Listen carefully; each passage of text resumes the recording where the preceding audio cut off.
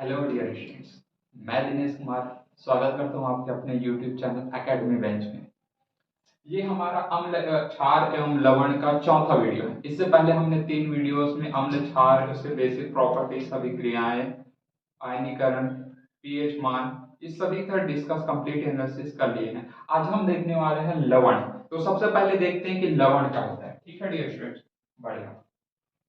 तो आज हम देखेंगे लवण क्या होता है। तो लवण क्या होता है? लवण एक आयनिक यौगिक है जिसका निर्माण उदासीनीकरण अभिक्रिया से होता है। क्या बोला मैंने?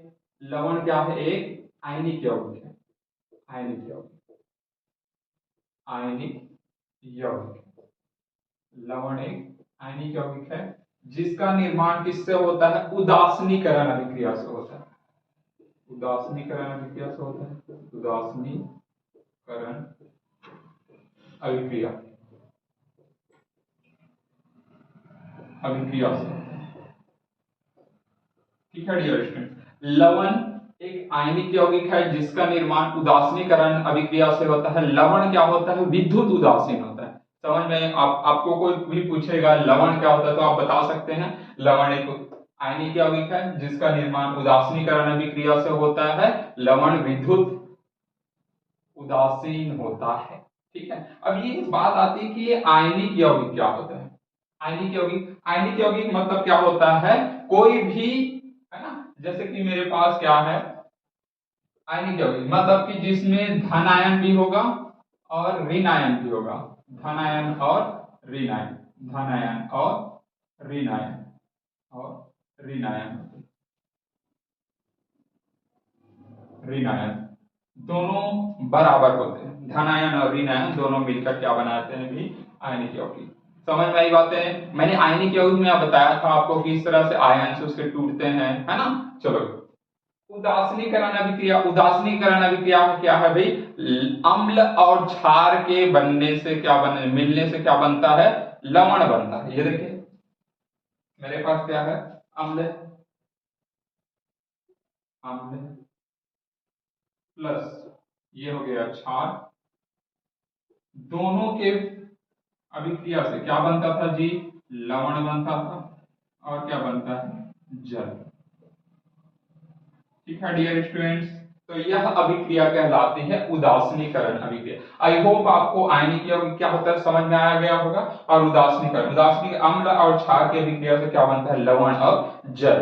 तो ये है हमारा लवण। ठीक है डियर स्टूडेंट्स, अब हम देखते हैं अम्लीय मूलक और क्षारीय मूलक। ये अम्लीय मूलक और क्षारीय मूलक क्या होता है? देखिए मैंने क्या क्या कहा आपसे, जैसे कि लवण किससे मिलता है? अम्ल और क्षार की अभिक्रिया से लवण बनता है। जैसे कि मैंने अम्ल ले लिया HCl, HCl, ध्यान क्या लिया लिया?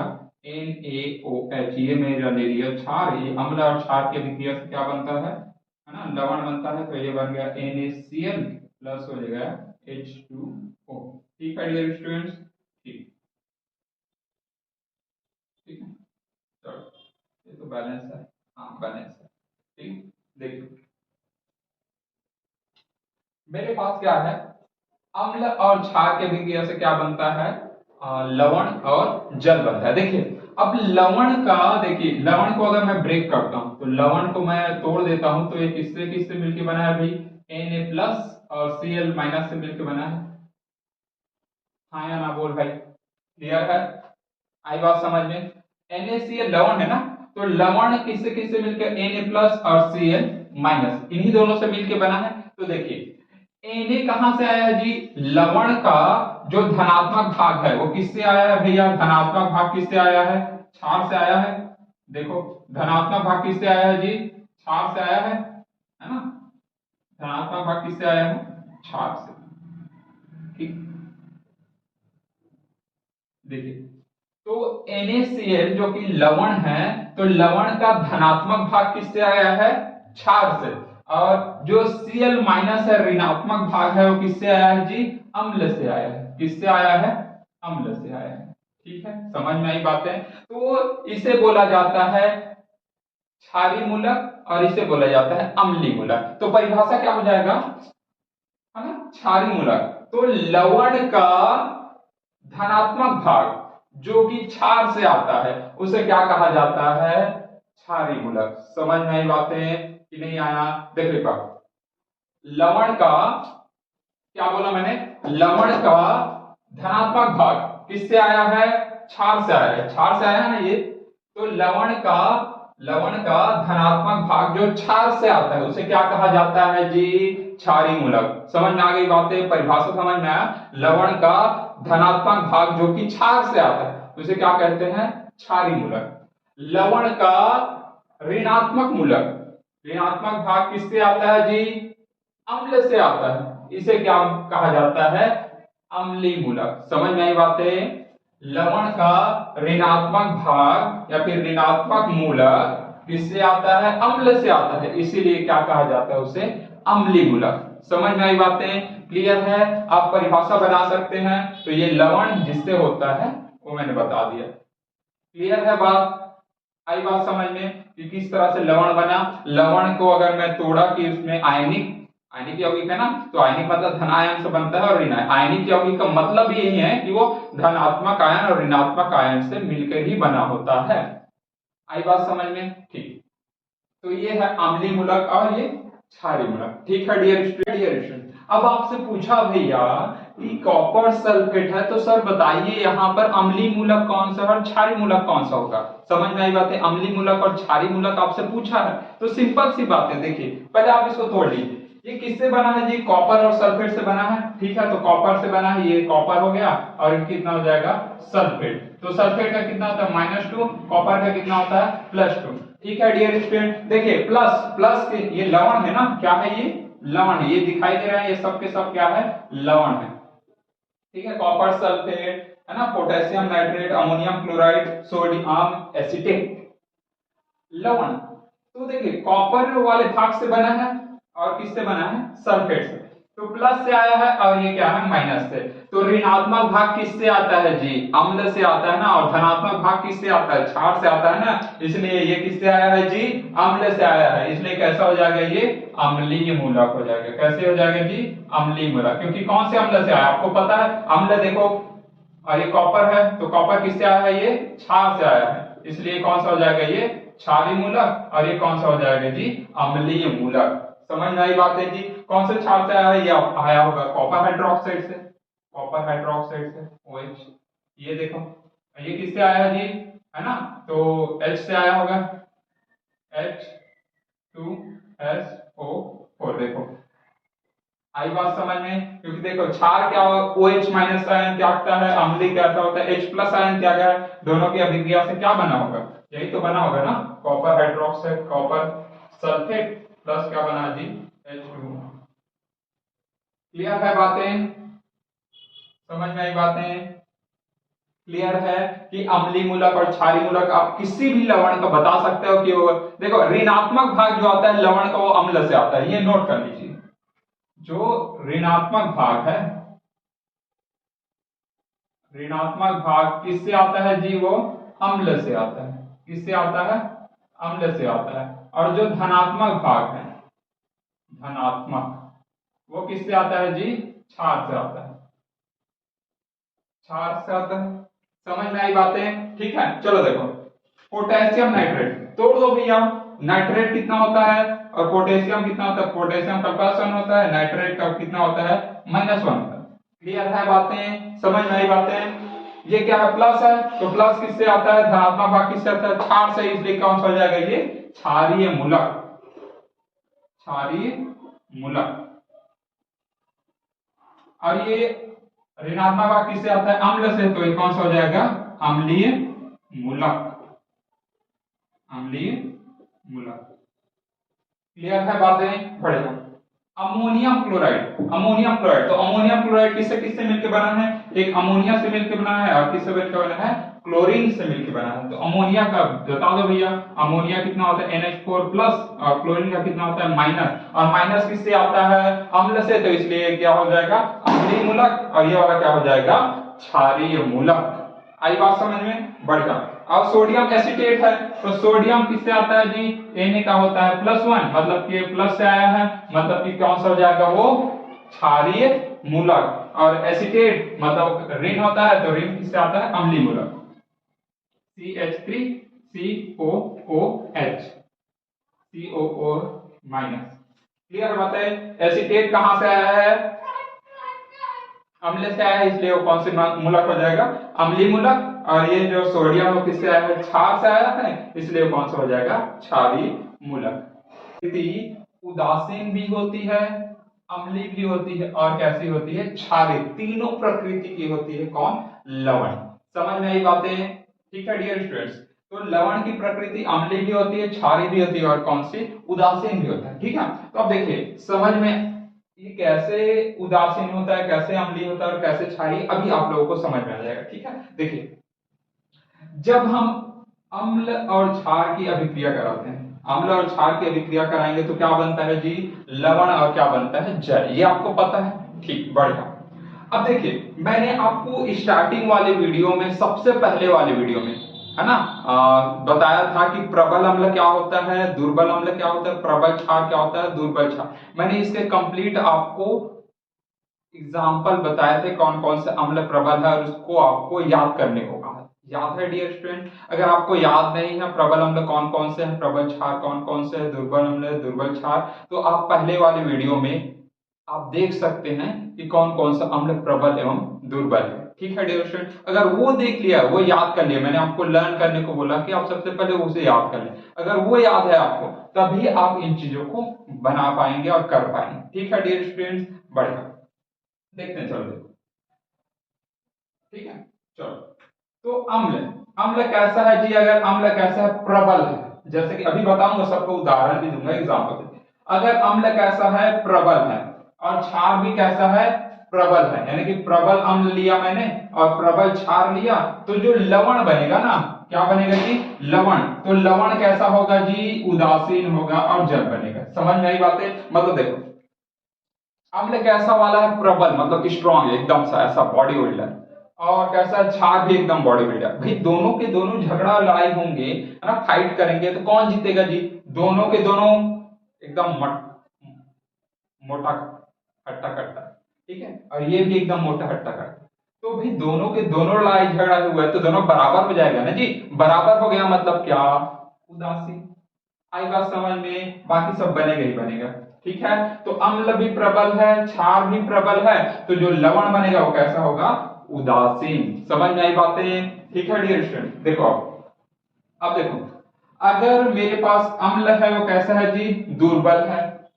क्षार भी दुर्बल है भैया, दोनों के दोनों एकदम से मुरझुरा वाला, एकदम से ऐसे वीक वीक, एकदम कमजोर कमजोर। अब दोनों के दोनों झगड़ा होंगे, दोनों के दोनों कमजोर है, झगड़ा हो रहे हैं, तो कौन जीतेगा जी? दोनों बराबर हो जाएगा ना जी, क्योंकि दोनों के दोनों एकदम से वीक हैं, कमजोर हैं। तो दोनों के दोनों अगर बराबर हो गए तो मतलब क्या हो जाएगा? वो लवण की प्रकृति कैसी होगी जी? उदासीन। मतलब अम्ल दुर्बल है, क्षार भी दुर्बल है, और लवण बनेगा वो कैसा होगा? उदासीन प्लस जल। ठीक है डियर स्टूडेंट, बढ़िया। अब देखिए लवण है, अम्ल है, क्या? अम्ल है एकदम प्रबल, ऐसा स्ट्रॉन्ग मोटा वाला। ठीक है, और क्षार विचार है एकदम दुर्बल है यार, कमजोर। तो कौन जीतेगा जी? प्रबल वाला जीतेगा ना, मोटा वाला। ठीक है, और ये बेचारा हार जाएगा। ठीक है, तो मतलब कौन जीत रहा है? अम्ल जीत रहा है ना, क्योंकि ये तो लवण की प्रकृति कैसी हो जाएगी जी? अम्लीय। ठीक है डियर स्टूडेंट, समझ में आई बातें? जब प्रबल है अम्ल और दुर्बल है क्षार, तो जीतेगा कौन? अम्ल। इसलिए अम्लीय प्रकृति। लवण तो बनेगा लेकिन उसकी प्रकृति कैसी होगी? अम्लीय होगी। क्लियर है बात? बड़े अब देखिए अम्ल को हमने कमजोर ले लिया है, प्रबल को उसको ले लिया क्षार को, मतलब क्षार एकदम सा स्ट्रॉन्ग मोटा कट्टा, और अम्ल बेचारा एकदम से कमजोर वीक वाला। तो अब कौन जीतेगा जी? प्रमुख स्ट्रॉन्ग जटेगा ना, मोटा वाला, तो भाई कौन जीतेगा? हम क्षार जीतेगा, है ना, क्योंकि ये प्रबल है, तो क्षार जीतेगा भाई। तो जो लवण होगा उसकी प्रकृति कैसी होगी? क्षारी, क्योंकि हमने इसको क्या लिया था? प्रबल लिया।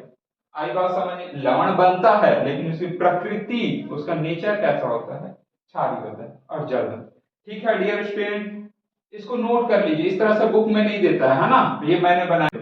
जैसे कि मैं प्रबल अम्ल लेता हूँ, प्रबल क्षारक ले लेता हूँ। ठीक है, प्रबल अम्ल भी लेता हूँ, प्रबल क्षारक। तो उदाहरण के लिए ले लीजिए, मैंने आपको 3 तरह के अम्ल बनाए हैं जो प्रबल होते हैं: सल्फ्यूरिक अम्ल, हाइड्रोक्लोरिक अम्ल और नाइट्रिक अम्ल। तो कोई एक भी ले लो यार, कौन सा ले लोगे? चलो बताओ।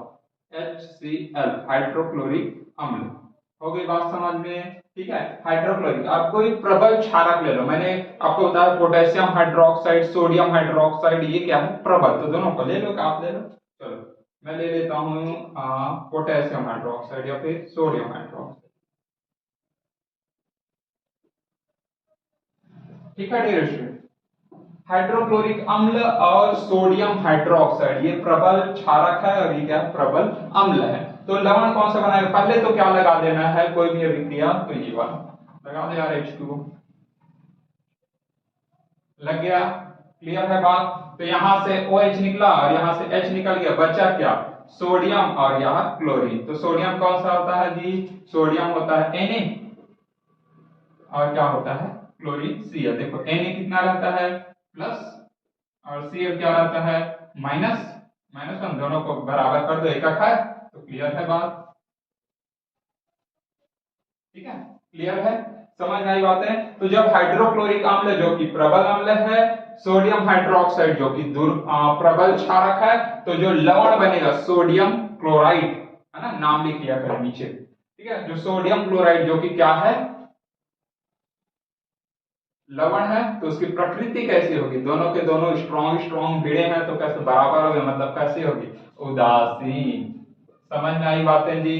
क्लियर है बात? और भी ले लो, और भी ले लो ना, जैसे कि क्या ले लो, कोई भी ले लो, नाइट्रिक अम्ल, HNO3, नाइट्रिक अम्ल हो गया। तो ऐसे ही कोई दूसरा ले लो यार, पोटेशियम हाइड्रोक्साइड ले लो, KOH, ये हो गया।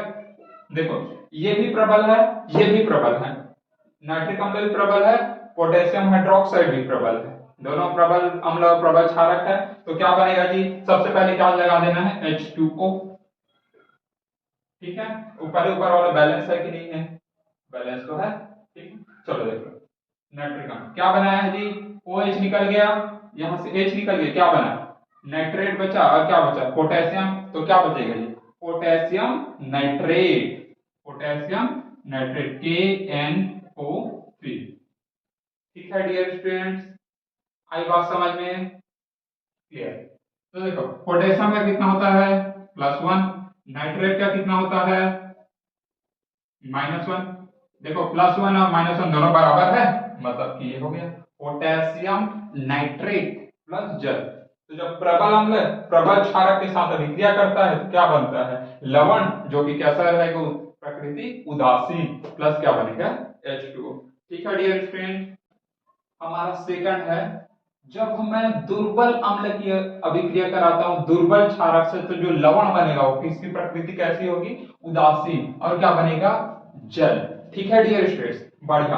अब देखते हैं अम्ल जो कि दुर्बल है, तो कोई एक दुर्बल अम्ल ले लो यार। मैंने तो स्टार्टिंग वीडियो में आपको बताया दुर्बल अम्ल में आपको क्या क्या याद रखना है। एसिटिक अम्ल आपको याद है? ठीक है। और इसी प्रकार से दुर्बल, जैसे कि अमोनियम हाइड्रोक्साइड है, और भी अभिक्रियाएं हैं जैसे कॉपर हाइड्रोक्साइड है, मैंने ये आपको बताया था दुर्बल क्षारक और दुर्बल अम्ल के बारे में। तो एक ले लो, कोई दिक्कत नहीं, क्या हो जाएगा?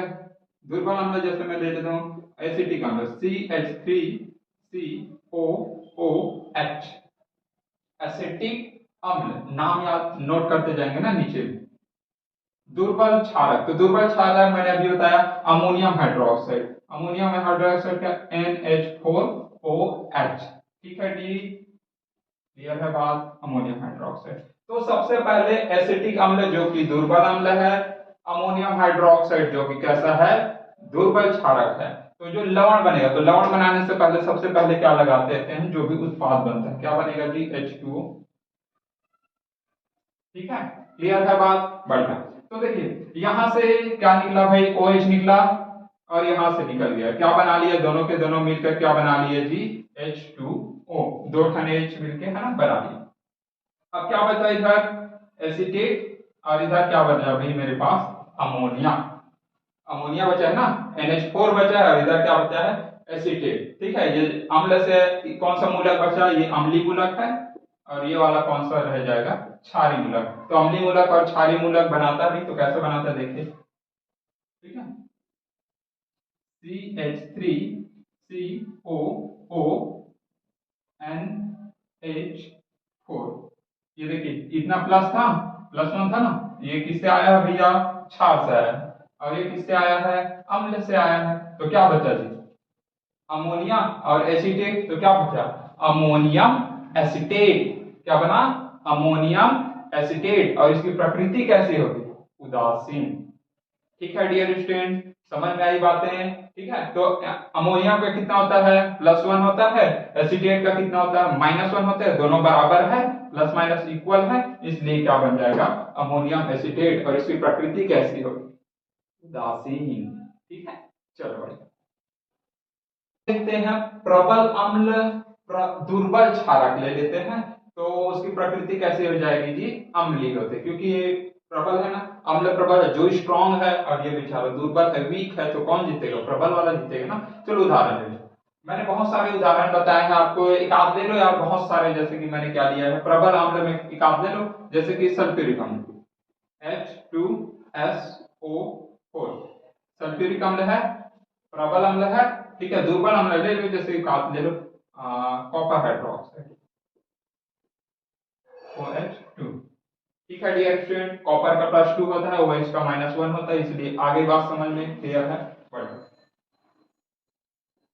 सबसे पहले क्या बना लेना है, प्रबल अम्ल है, दुर्बल अम्ल है, दुर्बल क्षारक है, तो क्या बनाएगा, सबसे पहले जल बना लेगा, जल बना दो H2O। ठीक है डियर स्टूडेंट, क्लियर है बात। हाँ, अब देखिए सल्फ्यूरिक अम्ल है, और यहां से क्या बना, OH, तो क्या बनेगा, OH यहां से निकल जाएगा, और H यहां से क्या निकल जाएगा, H2O निकल गया। क्लियर है बातें। यहां से क्या बना भाई, क्षारक से बचा है कॉपर, और इधर से बचा है सल्फेट, तो क्या बना है, कॉपर सल्फेट। कॉपर का कितना होता है, +2, और सल्फेट का कितना होता है, -2। कॉपर का होता है +2, सल्फेट का कितना होता है, -2, दोनों बराबर है, इसलिए कॉपर सल्फेट प्लस जल। क्लियर हो है बात। जब मैं प्रबल अम्ल जो कि सल्फ्यूरिक अम्ल है, कॉपर हाइड्रोक्साइड जो कि दुर्बल क्षारक है, तो क्या बनता है, कॉपर सल्फेट लवण बनता है, जिसकी प्रकृति कैसी हो जाएगी, इसकी प्रकृति कैसी होगी, अम्लीय, प्लस क्या बनेगा, H2O। क्लियर है बात, समीकरण संतुलित है, दो दो चार, इधर दो ही है, लगा दो दो, ऑक्सीजन 2 हो गया, 2 हो गया, 4, बढ़िया, हो गया, क्लियर, संतुलित है। आई बात समझ में, क्लियर है बात। इसी तरह से आप और भी उदाहरण लेकर अभी क्लियर करवा सकते हैं, और उसकी प्रकृति अम्लीय, और भी प्रबल अम्ल ले सकते हैं, दुर्बल क्षारक। ठीक है डियर स्टूडेंट्स, क्लियर है डियर्स। अब हम देखते हैं दुर्बल अम्ल ले लेते हैं, एकदम कमजोर टाइप वाला, प्रबल क्षारक ले लेते हैं, स्ट्रॉन्ग वाला। तो जो कौन जीतेगा जी, प्रबल वाला जीतेगा ना, मतलब क्या, कौन जीतेगा, क्षारीय जीतेगा। ठीक है डियर स्टूडेंट, बढ़िया। तो और क्या बनेगा, जल। तो चलो अभी क्रिया करा देते हैं, सिंपल सा। दुर्बल अम्ल में मैंने तो बताया आपको, एसिटिक अम्ल अभी किए थोड़ी देर पहले, दुर्बल अम्ल CH3COOH। और एक प्रबल क्षार ले लो जी, जैसे कि मेरे पास क्या है, सोडियम हाइड्रोक्साइड ले लिया। एसिटिक अम्ल जो कि दुर्बल अम्ल है, सोडियम हाइड्रोक्साइड जो कि प्रबल क्षारक है, तो क्या बनाएगा जी, लवण और जल। तो जल का फॉर्मूला लिख दो जी, H2O। ठीक है डियर स्टूडेंट, अब देखो यहां से H निकल गया, OH निकल गया, क्या बना लिया, H2O बना लिया, क्या बचा इधर, एसिटेट, और इधर क्या बचा, सोडियम, तो क्या बना लेगा, sodium acetate, CH3COONA, sodium acetate लवण बनाया, जिसकी प्रकृति कैसी हो जाएगी, क्षारीय हो जाएगी। क्लियर है बात, समझ में आ रहा है, आई बात समझ में। इस तरह से आप कोई भी अभिक्रिया करके आप उसकी प्रकृति बता सकते हैं कि वो अम्लीय है या क्षारीय। ठीक है डियर स्टूडेंट, एक है अम्ल वर्षा, जिसे हम एसिड रेन बोला जाता है। तो अम्ल वर्षा क्या होता है, आप लोग वर्षा देखे होंगे, जब ना बारिश के दिनों में वर्षा होती है, या फिर सामान्य दिनों में वर्षा होती है, तो आपने देखा है कि ये बादल है,